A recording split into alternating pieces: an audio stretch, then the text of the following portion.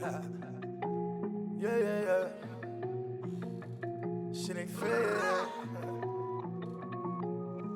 Yeah, man. Well, it is what it 85,000 is. is a lot of guys. Somebody wouldn't go through college in that time. But anyway, Damn. Anyway, speaking of college, man, DJ Vlad left this statement on his YouTube, on his community tab the other day, and it elicited a lot of responses from people. Actually, it was his Twitter, my bad. He said, I fully support reparations for African Americans, possibly in the form of free college tuition. Now, right underneath that, somebody named Antonio Moore put, this country owes us north of $7 trillion.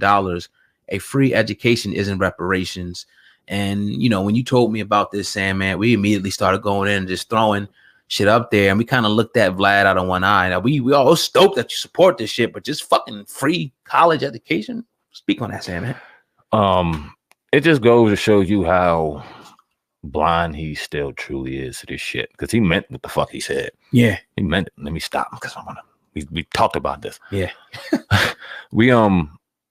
He meant what he said, and this is how blind and ignorant he is to certain situations. When you look at the horrors and the decades upon decades and hundreds of years that this continued to go on of murder, rape, molestation, enslavement, free labor. And then you talk about after the 13th Amendment, free labor in the penitentiary and prison system, Jim Crow, the police brutality, the list goes on. And you call free education enough? What about banks? What about hospitals? What about supermarkets? Yeah. What about fucking hospitals? I'll let you kind of elaborate more on what you were talking about, but you gotta, for somebody like you, and we're gonna dig this down, we're gonna peel this back layer by layer, but to have such a staple on the culture as you do, as much as we want to sit back and get mad at it or whatever, when you look at hip hop and you look at hip hop interviews and you look at your celebrities, one of the main people you look at is Vlad. He gets them all.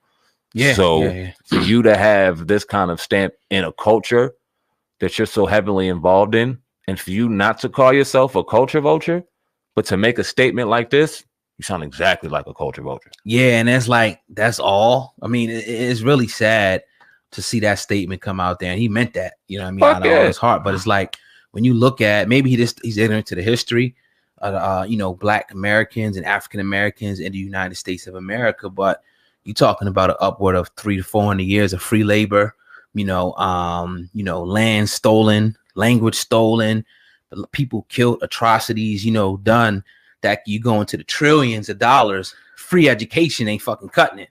You talking about we need, money, back, and not only, all the way dating back to, that's why it's ironically records are now destroyed now, because we have gone through so much in this country and not been, to this point, really given anything for it.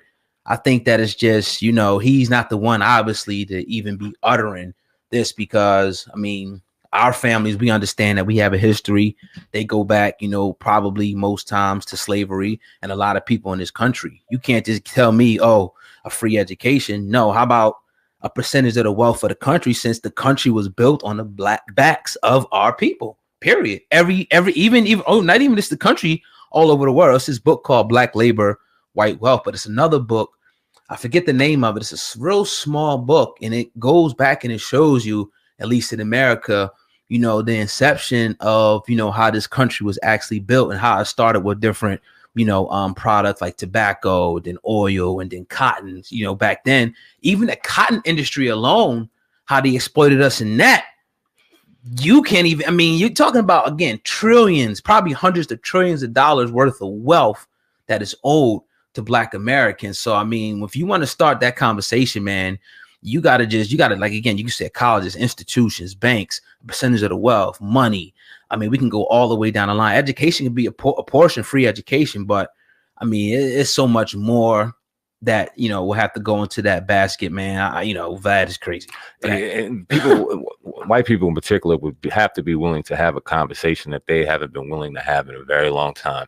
And that's just the atrocities that have happened in this country pertaining to white and Black people oppression and white privilege has a lot to do with the hatred and the mistreatment and disgusting manner in which their ancestors, not closely removed from where we are right now, yes, sir, were bred on, were raised on, were taught on, and it was taught and just bred to be absolutely vile to a particular race. I remember when you said cotton gin, it reminded me of going to North Carolina with our grandparents.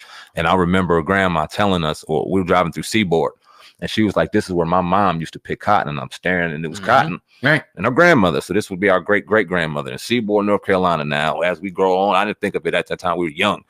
All right. So why were you out there picking cotton? Who was picking cotton? Like, damn, our great-great-grandma was a slave. Right. Great-great-grandfather was a slave. That's not too far removed. Right. Because if you date back further and further, our lineage doesn't, that's about what we know.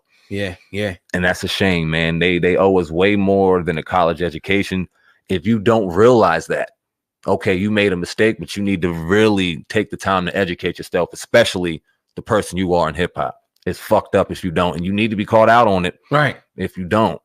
And you know, you have instances, I know people will say they're going to talk about Rosewood and other instances where reparations were paid to certain families of certain atrocities that happened. Now, when you look at the numbers, I won't say it was adequate, but there were reparations paid. But as far as African Americans or blacks, whatever label they put on us as a whole, we haven't had, you know, any substantial conversation or really even a payout, you know, that would, you know, pretty much fulfill what we're looking for as a people. We haven't had that yet. So until we do, we know other races of people that did, and they're still getting them to this day in a form of different things. You know, even if you look at Jewish people, they got something. One of the main things is our Anti-Defamation League, where, you know, if you talk out or say something, you know, about them, you're going to be dealt with swiftly. Things like that we need to put in place, you know, for African Americans, aka blacks, again, whatever you want to call us. So we got a long way to go before we can get some, you know, real change in this country. I don't know if it's going to happen, but if you ask the question, do we deserve it? I'm definitely going to say hell yeah. And free education definitely wouldn't be enough, man. Not at all. Here's a thought for a start. Yes, if you ain't gonna give us money yet, y'all got to figure out the numbers, and they're like, cool, but I'll take a bank, a hospital, and y'all gave Korea a town, gave China a town. I'll take a Frederick Douglass town. I'll take a Nat Turner town, a Denmark Vesey town. Y'all can start, you know what I mean? We could start there. Right. Land is cool. Y'all got plenty of that. Definitely. Yeah. That's what, you know, the whole 40 acres, you know, on a mule thing. Definitely. I mean, imagine, man, if your family, let's just say our families or whatever, came into a town or whatever, and the people were living there already, and they came in, killed them, raped the women, you know, took over the town and took over the stores and killed the people and did all of this and plotted and lived on that land. And not this ain't just happened here. This happened in all 50 states, and your whole family now, you know, runs all of this. These families later come back and say, yo, we need reparations for this. How dare you sit up here and say, no, this, that, and the third, that you would be acting as a tyrant and an oppressor at that point. That's what you are. Period. And that's what you know what I mean? So everyone else got it. Everyone else got it. Right. So yeah, I mean, just a little bit of our thoughts, you know, on that. Maybe, you know, I would have hoped that he would have elaborated more on that, but that was a short, sweet, and you know, he got to get the backlash for that shit. Oh, he dug in his ass and he dipped on out of there. Oh yeah, did he? Any responses? He might have. I'm not. In all fairness to him, I'm not sure, but it is what it is. I ain't seen it. Yes, sir. But yeah, man. According to reports today, Stacey Dash, SamAnt, was arrested for domestic battery. Actually, on Sunday. Now, the incident took place, they said, around 7:45 p.m., where she allegedly scratched a man in his face. I guess either her husband or her boyfriend. And you know, when the police arrived, they said the victim sustained red scratch marks to the left upper arm. And they, you know, there's a video out there from the Tampa Bay Times where they are arresting her. You see her there on the screen if you're watching on YouTube, and bringing her in to custody. Now, her bail was set at about $500. I'm sure she made that and got out. Your thoughts on Stacey Dash, SamAnt? Clueless, and all like other movies being arrested. She beat her husband's ass a little bit and got arrested. Apparently for the, you know, I think the first time it happened, but maybe she got a black card turned back in. I don't know. Damn. It seems like it. Sounds like it. Now, I mean, last time we heard of Stacey Dash, she was a Fox News commentator. Yep. Giving her thoughts and opinions on Obama, Donald Trump, Republicans, blacks, Democrats, people that eat Cheetos, all kind of shit. Mm-hmm. And now she looks like to be in a situation I haven't. Now, I mean, this has been the year to see everything. I've seen all kind of people be put behind handcuffs, but this seems to me like this was just a little extra. I've never seen a woman, to my knowledge, get put in handcuffs on camera and walked out for domestic violence.